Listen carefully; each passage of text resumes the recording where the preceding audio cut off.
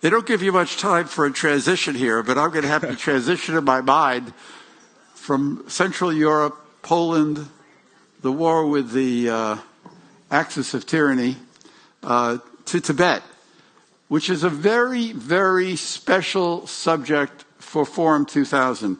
I don't know if it's fully appreciated, but His Holiness the Dalai Lama was here for the first conference in 1997. He participated in 4 conferences after that and in 2 other Forum 2000 events.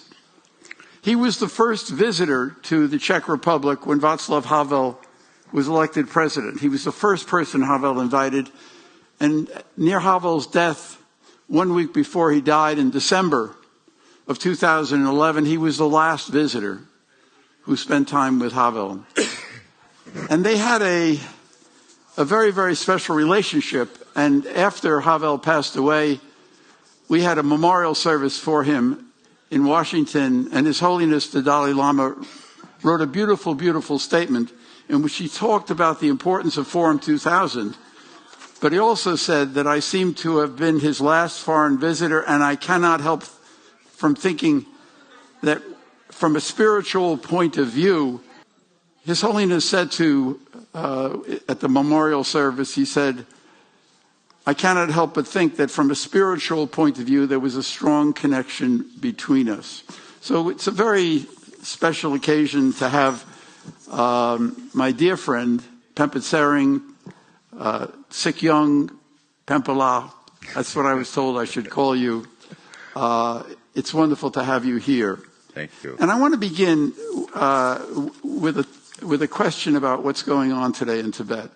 I mean, the Genocide Convention never accepted the idea of cultural genocide. His Holiness said that China was committing cultural genocide against Tibet. He said that 15 years ago, and since then it's only gotten worse. And almost 1 million Tibetan children, most of the children of Tibet, are being sent to state-run boarding schools, separated from their families, stripped of their language and traditions, and they're really trying to destroy the culture by taking the kids away from their family. And under the Genocide Convention, there are clauses in the Genocide Convention, even though it doesn't recognize cultural genocide, but they talk about deliberately, and this is from the convention, deliberately inflicting on the group conditions of life calculated to bring about the group's physical destruction. And that also considered a genocidal act is forcibly transferring children of the group to another group. In other words, taking them out of their culture and trying to destroy them. And if you would just reflect on that, about what China is doing, and is it cultural genocide, and how do you respond to that? It's definitely a cultural genocide that's going on inside Tibet. The Chinese government likes to call Tibet a socialist paradise. And I don't know of any paradise where people self-immolate themselves. In the last, from 2009 till about 2-3 years ago, 157 Tibetans have self-immolated, burned themselves to death. In Czech Republic, you had 1 incident in 1968. And in Vietnam, you had 1 incident in 1963. In Tibet, 157 Tibetans, mostly young Tibetans who are between the age of 17 to 35, who have never witnessed independent Tibet, who have never witnessed cultural revolution, those 10 years of destruction where they destroyed more than 6,000 Tibetan monasteries, and 1.2 million Tibetans died as a direct or indirect result of China's occupation of Tibet. That speaks for itself. These younger generations see what Chinese government is doing to Tibet and the Tibetan people today. And that is what drives them to this desperate act. So when we talk about these desperate acts, then we are talking about all the ills that we are facing. In terms of political space, there is none whatsoever. It's more like George Orwell's 1984 coming into reality, where the state surveils everything and controls everything. So we talk about there being no political space whatsoever. Today, if I think about self-immolating myself, then I have to think about all my family members. I cannot think only about myself. It's not like Tibetans cannot kill Chinese. They can, but they don't do it because His Holiness always said that if you take up violence, I will no more be responsible for the cost. So Tibetans also restrain themselves from taking up violence. You talked about the colonial-style boarding schools. That's aimed at eradicating, changing one generation of Tibetan into completely Chinese. So you have to learn Communist Party thought, you have to learn Xi Jinping thought, you have to practice loyalty to the party, and all these things are happening in Tibet. And in addition to what was reported by the UN Special Rapporteurs on the colonial-style boarding schools, now they have, since 2018, they started closing all the schools, private schools, not just in Tibet, but also in southern Mongolia, in Uyghur, and in Tibet. Lately, in the last 6 months, we have been witnessing more cases of Chinese government closing down monastic schools. And that is where they learn Tibetan and Tibetan Buddhism. The purpose is to destroy minority cultures. Is it to destroy a people? Unfortunately, China is moving. China is the only country that is moving towards uniculturalism, whereas the whole world is moving towards multiculturalism at the expense of all other nationalities, whether it be Tibetans or Uyghurs or Mongols. Well, you know, the United States has recognized what the Chinese are doing to the Uyghurs as formally as genocide because of forced sterilization. They're trying to destroy the people in that way. Raphael Lemkin, who is the author of the Genocide Convention, wanted cultural genocide to be included in the convention, but he didn't have a consensus. But there are clauses, as I said before, that could be interpreted. And should there be a campaign now to expose what China is doing and to try to get countries like the United States to say that China is committing genocide against the people of Tibet? We are, as the elected political leader, I travel around the world. I've traveled to more than 35 different countries speaking about these things. So we are continuing to advocate for the Tibetan suffering inside Tibet. And I don't know whether the public here knows about the middle way policy that His Holiness has. I want to get to that. Yeah. His Holiness has adopted since 1973. When I say 1973, you should also know what was happening inside Tibet. From 66 to 76, there was this 10 years of cultural revolution where they were destroying everything old. And the real threat was the existential threat to the Tibetans, whether Tibetans would remain Tibetans or would there be Tibetanness in Tibet. So since that time, His Holiness always appreciates the concept of European Union. If it is not for the concept of European Union, Europeans would still be fighting with each other. So if that can be applied to Europe, then why not Tibet with China? Whether we like it or not, we cannot lift Tibet out of that place and put it somewhere in the Pacific or Atlantic. So we lived as neighbors for centuries, and we lived in peace with China. We have not done nothing wrong to the Chinese people. When the Mongols invaded China, Mongols were killing Chinese people, and our lamas stopped Mongolians from killing Chinese people. We have done nothing wrong against the Chinese, but we are suffering this fate under Communist China. As Sikyong, you have pressed for the resumption of a dialogue between China and Tibet. The dialogue, the negotiations that our mutual friend Lodi Gary conducted for so many, I think there were 9 or 10 rounds of negotiations. The Chinese cut it off, I think it was in 2010. You have continued to try for, even while China is committing cultural genocide against the people of Tibet, you have pressed for a continuation of the dialogue. Are you still doing that, and what progress has there been? We are committed to finding a nonviolent, mutually beneficial, negotiated solution that would be lasting. If you look at the conflicts around in this world, you look at Israel, Gaza, or Ukraine, Russia, or some other 55 conflicts that is going on around the world as we speak, the message of nonviolence is very, very important that His Holiness has been advocating for so many decades. So we, in future also, as I mentioned, we cannot lift Tibet out of that place and put it somewhere else. So we have to live as neighbors. Whenever we get to go back, we have to live as neighbors with China, with India, with Nepal, with Bhutan, all those countries that has border with Tibet. And some people don't know that Tibet is huge.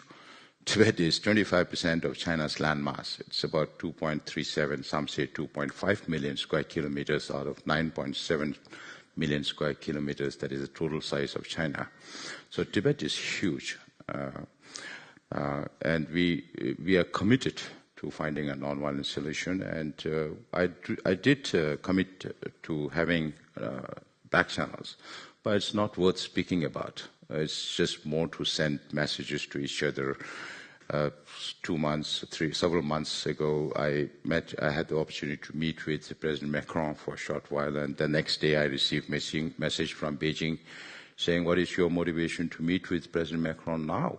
Just 6 days before President Xi Jinping was coming to France and Serbia and Hungary.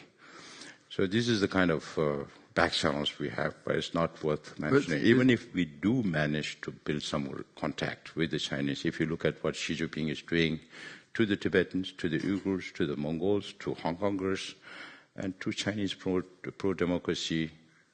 But has there been any progress whatsoever? No. But you're going to continue. I have no expectation. Is there any alternative to trying to reopen the dialogue with China? Is there any alternative? But right now, if you look at what Xi Jinping is doing, not only to Tibetans, but Chinese people also, it looks very unlikely that there could be any outcome. That's why I keep saying, if you have good hospitals in your country, we bring Chinese leaders one by one, do brain surgery and put common sense and send them back. That's all they need to resolve the Sino-Tibet conflict. You know, one of the things that worries many people the most is the succession process. I think on July 6th, if I'm not mistaken, His Holiness is going to turn 90 years old. Yes. And China is threatening to take over the succession process. His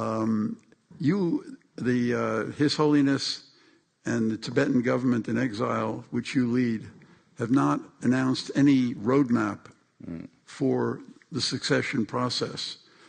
It was said that perhaps when His Holiness turns 90, he will announce a roadmap for succession to keep the succession process out of the control of the Chinese regime. Can you tell us anything about that, about where things stand in the succession process? I mean, I hope His Holiness is going to live forever, certainly for 120 years. I think that would be a wonderful thing. They used to live that long in biblical times. Maybe he could do it. But if it happens, what's the process? Even at the age of 90, His Holiness points at his teeth and says, I have not lost one tooth. And I'll live for another 2 decades or more. And there are propitious pre-signs that this Dalai Lama will live very long, up to 113 years of age. So I keep telling the Chinese, this message is for you, that this Dalai Lama will live very long. So let's see whether communism outlives the Dalai Lama or the Dalai Lama outlives communism. Well, I have no doubt that spiritually he will outlive communism, but we'll see what happens. But look, 90 years is 90 years. Yes. Are you going to be coming forward, announcing some kind of a roadmap for the succession process? This is a purely religious activity when you look for reincarnation. And His Holiness also says that if Chinese government is really serious about reincarnation, they should study Tibetan Buddhism first.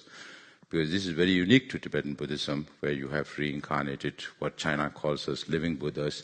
And they have been preparing the death of this Dalai Lama for the last 20 years or more. And they are still very active. Any visitor that comes to Tibet, they always talk about His Holiness reincarnation. So they are not bothered about the living 14th, but they are more bothered about the yet-to-come 15th.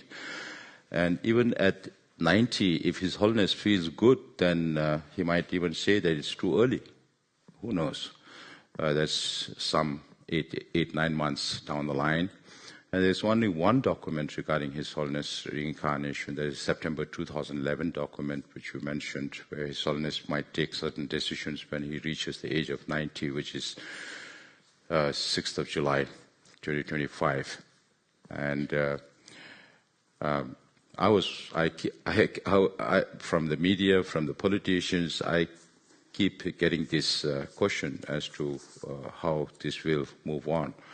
So from our side, from the Tibetan side, I keep telling the Chinese, have you not learned enough lesson from the Panchen Lama saga? For those who don't know about Panchen Lama, is regarded as the second highest Lama in the Gelug hierarchy, and at the age of 6, the Panchen Lama chosen by His Holiness has been abducted by the Chinese government, and we still don't know whether he's alive or not. Whether if he's alive, whether he has been given the education to carry forward his responsibilities when the time comes. So some tell me that you don't seem to have a process in place. So I said, that's your perspective. But the decision that His Holiness has taken so far is very wise in the sense that Chinese government cannot handle unpredictability. That is why they could never handle Trump. When I was traveling somewhere in Thailand, I read a newspaper saying the Chinese business people are going to oracles to find out what Trump is going to decide next. So maybe next year His Holiness will say something about his succession plans or reincarnation plans. But from the Tibetan, the exiled government, what we are trying to do is the first community that's going to be impacted by His Holiness reincarnation is the Tibetan Buddhist community. So we are collecting statements, resolutions from all these communities as evidence of what Tibetan people want or the Buddhist world want. So when I mentioned Panchen Lama, the same Panchen Lama, there were now 2 Panchen Lamas, one abducted by the Chinese government. We don't know whether he's alive or not. One appointed by the Chinese, selected by the Chinese government. And they try to send him to Tibet from time to time to show the world that Tibetans inside Tibet have faith or respect to the Chinese Panchen Lama. Now the news that I get to hear from inside Tibet is traditionally when you go to a Lama to seek blessings or teachings, you make offerings to the Lama. These days, the Chinese government pay money to the public to go and receive Chinese Panchen Lama. So Tibetans inside Tibet just call him, he's another leader. So to show their displeasure, they don't sell pictures of the Chinese Panchen Lama. They can't sell pictures of His Holiness Dalai Lama's Panchen Lama. So they sell pictures of the last Panchen Lama, the 10th Panchen Lama, so to show their displeasure. And yes, His Holiness will definitely come out with statements or ideas about how the process will take place. But whether it's going to be next year or a few years after that, it's up to His Holiness to decide. Right. Well, there's a Yiddish word called chutzpah for an atheistic government taking over a religious process. Which is what they're trying to do to the Tibetan people. That's why His Holiness says that if Chinese government is really serious about reincarnation, they should study Tibetan Buddhism first. Right. Believe in the concept of life after death. And then maybe look for Mao Zedong's reincarnation first. Deng Xiaoping's reincarnation second. Now Jiang Zemin is also not with us. Maybe they should look for Jiang Zemin's reincarnation also. Then maybe the Dalai Lamas. Well, when they broke off negotiations with Tibet back, a little over 10 years ago, they said that they will not resume negotiations and talking to Tibet until Tibet recognizes that it has been part of China forever, which is not true. It's a lie. Could you address this issue of the historical question? Was there ever any point historically when Tibet was a part of China? No, that is why we have been working with the U.S. Congress for over the last 2 years to get this Resolved Tibet Act, because U.S. is the only government that has a law on Tibet, the 2002 Tibet Policy Act that has been amended to 2000 Tibet Support and Policy Act of 2020, which added the element of reincarnation of His Holiness the Dalai Lama. And over the last 2 years, we have been working with the Congress to get this Resolved Tibet Act passed, which was signed by President Joe Biden into a law this July, on 12th of July this year. And this law talks about 4 main issues. Because the Chinese government says that there's no Tibet problem, that Tibet is a socialist paradise. Then I say, if Tibet is a socialist paradise, then why don't you allow other people to see the paradise for themselves, whether it's a paradise or a hell? So the law says that Tibet is yet an unresolved conflict, and it should be resolved under international law. The second element of the law says that Tibetan people have the right to self-determination, which is following up on the 1961 General Assembly resolution of the United Nations. And the third element of that law is to negate or not accept China's narrative that Tibet has been part of China since ancient times. So that is why I keep carrying two books with me, one by Michael Van Walt, one Prague, Tibet Brief 2020, and there's also a Chinese professor, because they both looked at Tibetan history from two different perspectives. Michael Van Walt looked at Tibet history from a international legal perspective, and he proves that whether it was Tibet-Yuan relation, Yuan is that period when Mongols ruled China from 1271 to 1368. And then the Mongols were overthrown by the Mings, who are real Han Chinese, and they ruled China from 1368 to 1644. And then the Mings were overthrown by the Qings, who are Manchus. The societal perspective of Chinese people is that Manchus are not Chinese. And we have our parallel history, where when the Mongols ruled China, we had a Sagyapa the dynasty. When Mings were ruling, we had three dynasties, the Pamadrupa dynasty, Rinpoche dynasty, and Tepasangpa dynasty, till 1642. And the fifth Dalai Lama took over the spiritual and temporal leadership of Tibet in 1642, 2 years before the Qings overthrew the Mings in China. So you have this Michael's book, and then there is one Professor Lau, who was a Chinese. When he was in his university days, he used to be intrigued by this question as to why Chinese government is asking every government to say Tibet is part of PRC. Because Chinese government has been saying Tibet has been part of China since ancient times. If it has been part of China since ancient times, then why is Chinese government asking governments to say Tibet is part of PRC now? So that is why after his retirement, he took out all the imperial historical documents from the Communist Party website, and now he has come out with a book arguing as to how imperial China, if you can consider the Mongols and Manchus also as Chinese dynasties, then how imperial China has not considered Tibet as part of China. So this was a shift in our strategy, because we still are very committed to middle way, finding a negotiated nonviolent solution. But at the same time, if there are no recognition for the polarities, when we say middle way, there has to be polarities. So one polarity is the present situation of occupied Tibet under the repressive Chinese government, and the other polarity is the historical status of Tibet as an independent state. So if there is no recognition for this, then there is no value for middle way. There is no leverage for middle way. That is why when I travel around in these days, I tell governments that if you keep repeating the statement that Tibet is part of PRC, then you are going against international law, because we were forcefully invaded by China in 1951 and 50, and then we were forced to sign this 17-point agreement. That is the only one agreement we have with Communist China on the threat of war. So whether it's happening to Ukraine today or it happened to Tibet 74 years ago, it was the same international law. It is the same international law. And the second thing we tell the international community is that if you keep saying Tibet is part of PRC, and then on the other hand, you keep saying we support negotiations between representative of His Holiness Dalai Lama and the Chinese government. So you're contradicting yourself. You are removing the very ground for negotiation. When every country in this world keeps repeating this statement that Tibet is part of PRC, then where is the reason for China to come talk to us?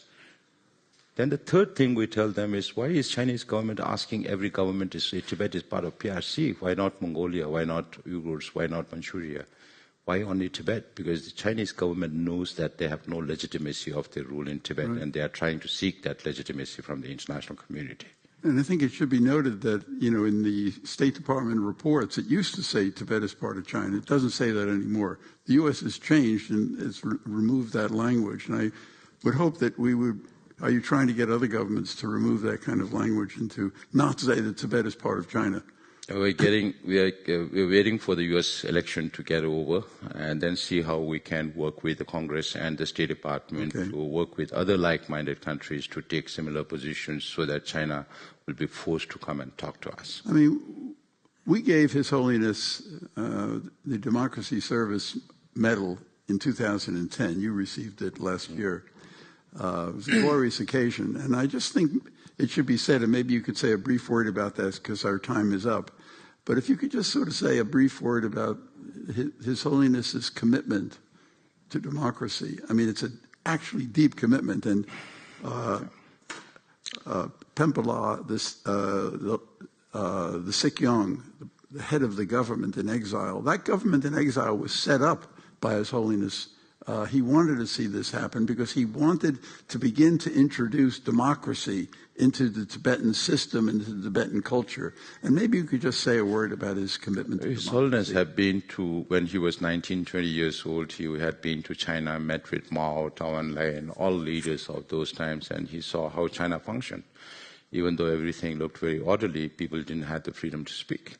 And then 56, 57, His Holiness was in India, and his just nascent democracy in India, it was very chaotic in the parliament, but everybody had the freedom to speak. So when he came into exile in 1959, not even 1 year after coming into exile, under very difficult circumstances, resettling Tibetans, 85,000 Tibetan refugees into India and Nepal and Bhutan, he adopted democracy, and he is a true democrat, and he is a visionary leader. So 5 years down the line, now I am a very ordinary person. So I can be in this position because of His Holiness' vision. So His Holiness was preparing us. He knows that he won't live forever. So if it takes very long for the Tibetan struggle, if we need to continue that struggle for long, then we should be able to take up our responsibilities. And today we are in a position, after 65 years, that we have democracy in exile. We have our parliament, we have our Supreme Justice Commission, we have our cabinet with 7 departments, we have our election commission, our public service commission, Auditor General's office, and we conduct election in one day all over the world in more than 30 different countries. And that is how we get elected into the Sikyong's position, or the political leader, or the parliament with 45 members, and one of our parliamentarians is also here. So we are the only exiled government with a fully functional democratic polity. And that is because of His Holiness' vision. It's an extraordinary accomplishment. I can remember, by the way, when I started at NED and I was beginning to introduce some requests for proposals for Tibet. And one of the board members said, Tibet is a theocracy. It's not a democracy. But His Holiness didn't accept that idea.